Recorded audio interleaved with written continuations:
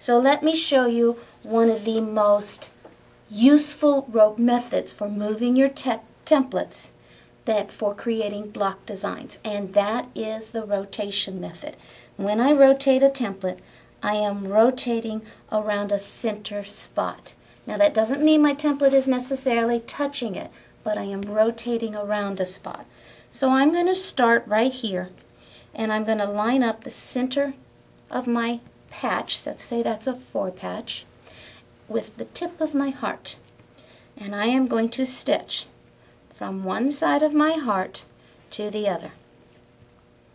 I'm going to rotate my template to the next axis and stitch from one side to the other. So as you can see, I'm not picking up my needle, so this one is a continuous line. This is not something I always watch for, but in this case, and my final rotation completes my design.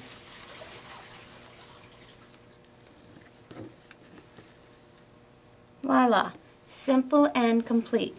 You can from here, if you are pretty decent with freehand, you could come in and do some micro stippling. You could do some echo quilting. If you are decent at feathers, maybe you can feather this. Here's what Sue does with it.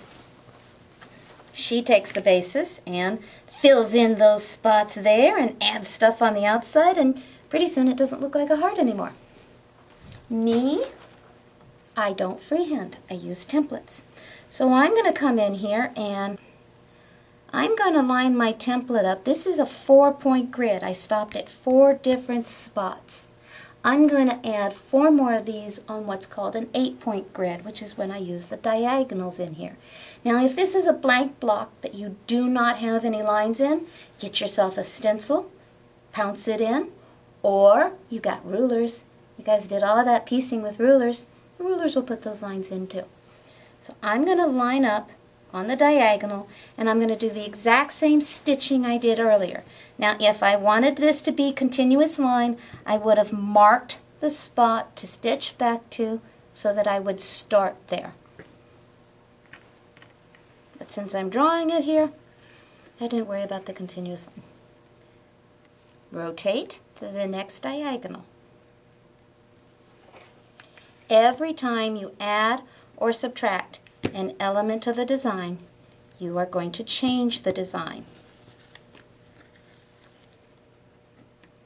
And the 4th rotation completes my design. I have enough quilting. I'm happy. I'm done.